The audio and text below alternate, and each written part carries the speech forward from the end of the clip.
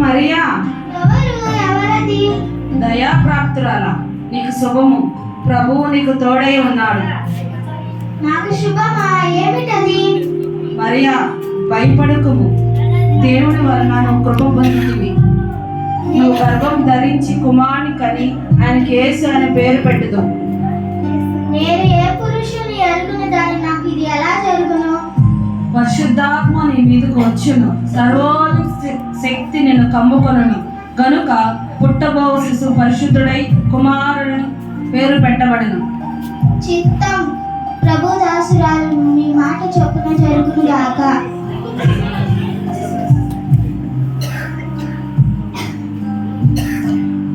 ఆయన భర్త ఆయన యోసేపు నీతిమంతుడు అయిన కానీ ఆమెని అవమానపరచక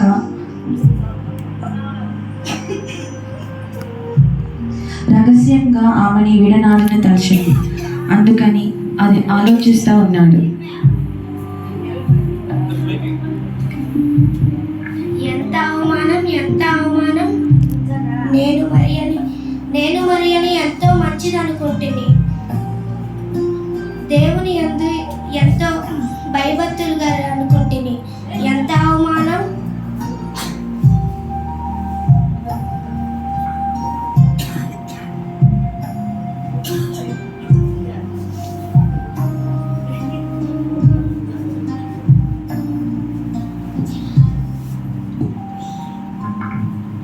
దావీదు కుమారుడైన యేసు నీ భార్య అయిన మరియను చేర్చుకొను, భయపడకు.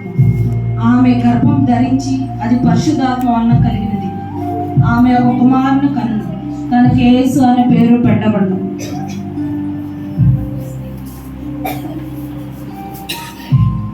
ఇది కలయా లేక నిజమా? లేదు లేదు, ఇది నిజమే. ప్రభుదూత చెప్పినట్లు నేను నా భార్య అయిన మరియను చేర్చుకొను.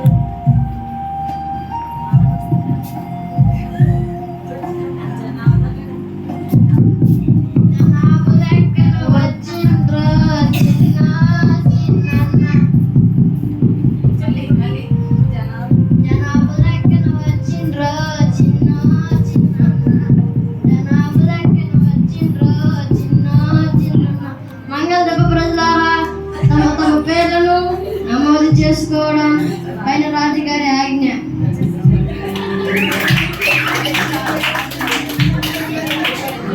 హేరోదు మహారాజు జయహో జయహో, రాజాది రాజు హేరోదు మహారాజు జయహో జయహో, రాజాది రాజు హేరోదు మహారాజు జయహో జయహో.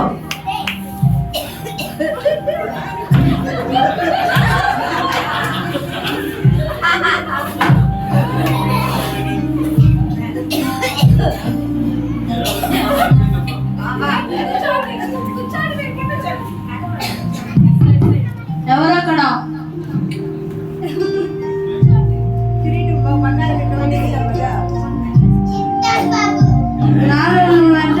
ప్రవేశపెట్టండి.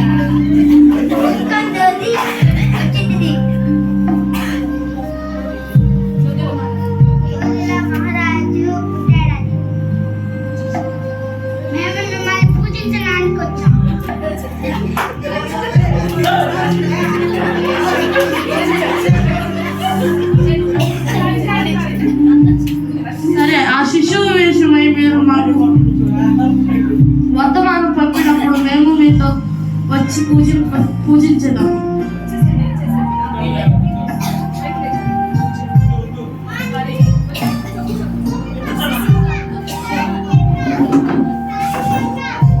ఈ సామ్రాజ్యానికి రాజే నేను ఉండగా యూదుల రాజుని నేను పూజింపడమా?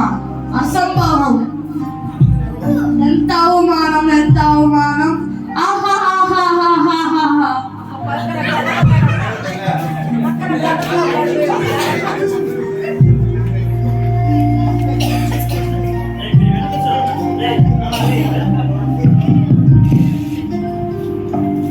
ఏం కావాలి?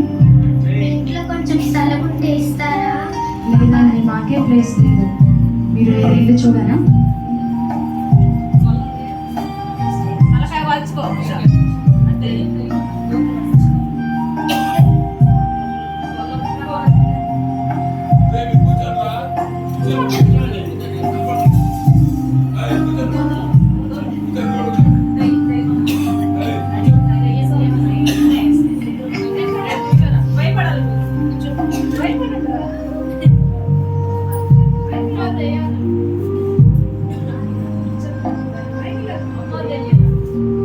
అమ్మ భయం, అమ్మ భయం.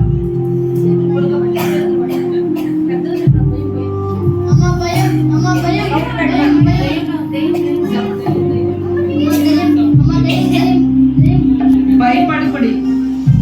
ఇదిగో ఒక సంతోషకరమైన శుభవార్తమానం నేను మీకు తెలియజేస్తున్నాను. దావీదు పట్టణమందు లోక రక్షకుడు మీ కొరకు పుట్టి ఉన్నాడు. ఆయనే ప్రభు అయిన యేసుక్రీస్తు. దానికి ఏంటి ఆనవాళ్ళు? దానికి ఇదే ఆనవాలు. ఒక శిశువు పొత్తుగుడ్డలో చుట్టి పడుకొని ఉండుట చూచెదరు.